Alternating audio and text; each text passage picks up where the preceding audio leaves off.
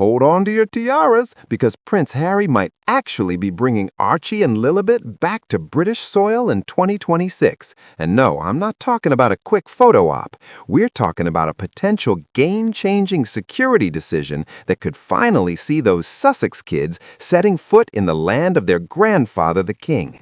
After 6 years of drama, lawsuits, and more family tension than a Christmas dinner at the Windsors, Harry might actually get what he's been fighting for all along. And if this goes the way he hopes, we could be seeing those royal children on UK soil sooner than anyone expected. So grab your tea, because this story has more twists than a British country road. But first, if you want to stay in the loop on all the royal drama as it unfolds, hit that subscribe button and ring the notification bell, because trust me, you don't want to miss what happens next. Let's dive straight into the bombshell that's got everyone talking. Prince Harry has written privately to the Home Secretary, Shabana Mahmood, and he's not asking for tea and biscuits. He's requesting a full security risk assessment, which is basically the golden ticket he needs to feel comfortable bringing Archie and Lilibet across the pond. Now, this might sound like bureaucratic mumbo-jumbo, but this is actually massive, because without proper security, Harry has made it crystal clear that his kids aren't stepping foot in the UK. And honestly, can you blame the guy? Here's where things get really interesting. The Royal and VIP Executive Committee, or RAVEC if you want to sound fancy at dinner parties, is finally doing something they haven't done since 2020. They're asking their Risk Management Board to reassess Harry's risk level. Let that sink in for a second. It's been 6 years since Harry left the UK, 6 years since he stepped back from royal duties, and this is the first time they're properly reevaluating whether he needs protection. Talk about taking your sweet time. It's like waiting for a delayed train, except this train determines whether your grandchildren visit or not. Now, you might be wondering why Harry even needs to jump through all these hoops in the first place. Well, buckle up for this bit of royal bureaucracy gone wild. When Harry stepped back from being a working royal in 2020, his automatic police protection got yanked faster you can say Megxit. The government decided he'd get protection on a case-by-case basis, which is basically like saying, "We'll think about it every time you visit." Not exactly the reassurance a father wants when considering bringing his young children to a country where, let's be honest, the tabloid culture is more aggressive than a pack of corgis at feeding time. And Harry didn't just roll over and accept this decision. Oh no, he fought it tooth and nail. Last year, he was in the UK for a 2-day hearing, appealing the government's decision to strip his security. It was intense, it was dramatic, and spoiler alert, he lost. In May, the Court of Appeal unanimously ruled against him, saying the committee hadn't treated him unfairly. That must have stung more than a bee at a royal garden party.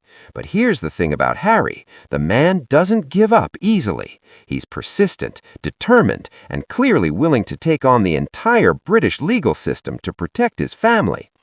But now we're seeing a potential shift in the narrative. Former royal correspondent Jenny Bond, who knows more about royal affairs than most of us know about our own families, dropped some seriously hopeful commentary. She told the Mirror that if this security review goes in Harry's favor, it removes a massive obstacle to him visiting the UK more frequently and, wait for it, possibly bringing his children along.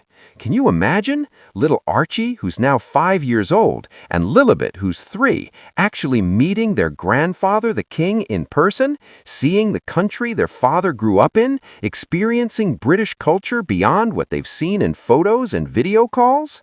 And here's the kicker that Bond pointed out. This security issue hasn't just been a logistical nightmare, it's been a proper spanner in the works for Harry's relationship with King Charles. Think about it. How do you maintain a relationship with your father when you can't safely visit him?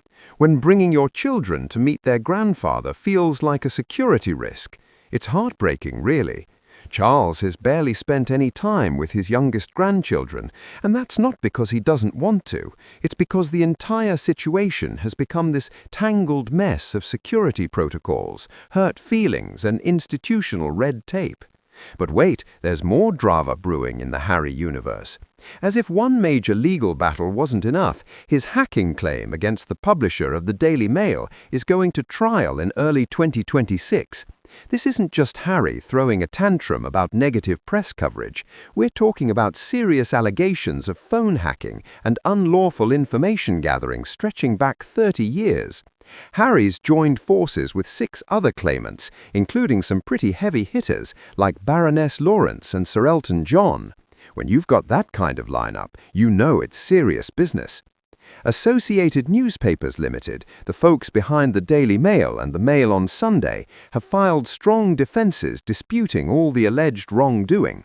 So we're looking at a proper courtroom showdown, the kind that could reshape how British media operates.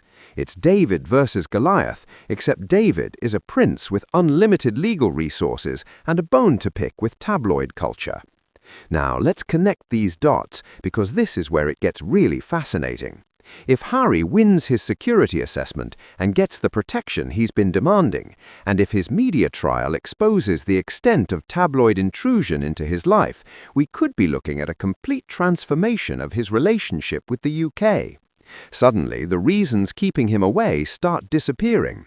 The security concerns get addressed, the media harassment potentially gets reined in, and the door opens for those kids to actually experience their British heritage. Imagine the symbolic power of Archie and Lilibet returning to the UK. These children who've grown up in California sunshine, completely removed from royal life, suddenly appearing at Buckingham Palace or spending time at Windsor. It would be massive, not just for the family dynamics, but for the entire narrative around Harry and Meghan's departure. It would show that reconciliation is possible, that wounds can heal, and that family ultimately matters more than protocol and grudges. Of course, we're getting ahead of ourselves here. The security review outcome is expected this month, which means we're in that nail-biting waiting period where anything could happen. Ravek could approve everything Harry's asking for, giving him the green light to plan that family visit. Or they could deny it again, sending everyone back to square one. It's like waiting for exam results, except the stakes are international family drama and the future of royal relationships. The bottom line is this: 2026 could be the year everything changes for Harry, Meghan, and their children. After years of lawsuits, appeals, and transatlantic separation, we might finally see those Sussex kids on British soil, meeting their royal relatives properly for the first time in their conscious memories. And wouldn't that be something? The family that seemed irreparably broken, finding a way forward. That's the kind of fairy tale ending even the royals could use right about now. So keep your eyes peeled, because if this security decision goes Harry's way, we could be witnessing history in the making. The return of the Sussex children to the UK wouldn't just be a family visit, it would be a statement, a new chapter, and possibly the beginning of healing one of the most publicized family rifts in modern royal history. Thanks for watching. Make sure you're subscribed, because 2026 is shaping up to be absolutely unmissable for royal